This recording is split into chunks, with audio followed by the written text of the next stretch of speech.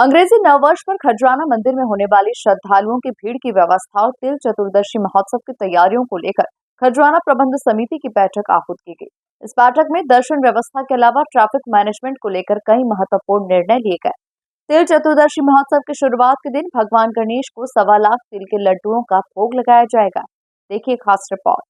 अंग्रेजी नववर्ष की शुरुआत 1 जनवरी से होगी। इससे पहले विश्व प्रसिद्ध खजराना गणेश मंदिर पर श्रद्धालु 31 दिसंबर की रात से ही आना प्रारंभ हो जाते हैं।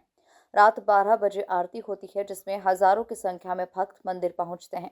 1 जनवरी को सुबह 4 बजे से भक्तों की भीड़ बढ़ने लगती है। इसी को ध्यान में रखते हुए 31 दिसंबर और 1 जनवरी को मंदिर परिसर और आसपास के क्षेत्र में विशेष व्यवस्थाएं की जाएगी। खासकर 31 दिसंबर की रात में आरती में शामिल होने आ रहे भक्तों को कोई असुविधा न हो, इस बात का विशेष ध्यान रखा जाएगा। साथ ही 1 जनवरी को सुबह 4 बजे से श्रद्धालुओं को सुगमता के साथ भगवान गणेश के दर्शन हो, इसकी व्यवस्था की जा रही है। कलेक्टर आशीष सिंह ने जानकारी देते हुए बताया कि 31 और 1 जनवरी के दिन ट्रैफिक डायवर्ट किया गया है। भक्त एक मार्ग से मंदिर की ओर जाएंगे, जबकि दर्शन के बाद दूसरे मार्ग से रिंग रोड तक पहुंचेंगे। पार्किंग की भी विशेष व्यवस्था की जा रही है और इसके अलावा रिंग रोड से खजराना गणेश मंदिर तक प्रकाश व्यवस्था भी की जाएगी। देखिए 31 तारीख को चूंकि 12 बजे हमारे पट जो हैं वो बंद हो जाते हैं, इसीलिए 10 बजे तक, रात के 10 बजे तक ही श्रद्धालुओं को प्रवेश दिया जाएगा और उसके बाद में फिर आरती करके पट बंद किए जाएंगे।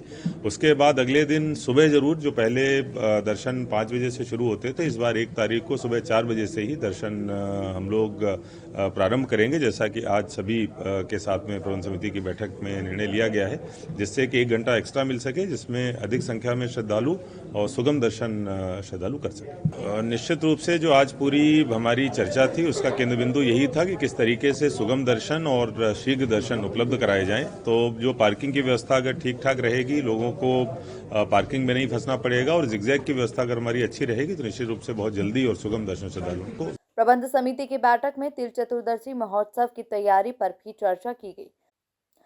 17 जनवरी से प्रारंभ हो रहे तिल चतुर्दशी महोत्सव में पहले दिन भगवान गणेश को 1.25 लाख तिल के लड्डू का भोग लगाया जाएगा।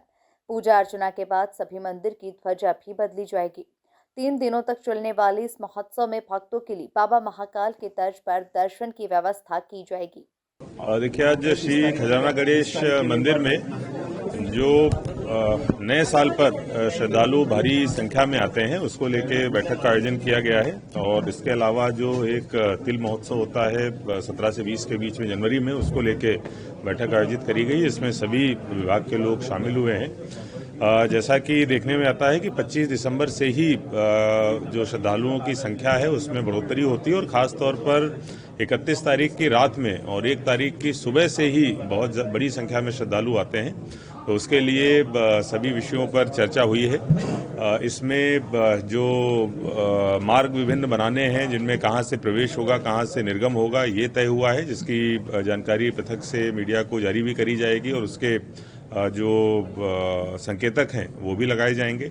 इसके साथ साथ जो अप्रोच मार्ग वगैरह है, जहां पर जो काम होना है, उसको भी संबंधितों को निर्देशित किया गया है। उसको भी हम लोग, रोड को भी ठीक कराने का काम करेंगे।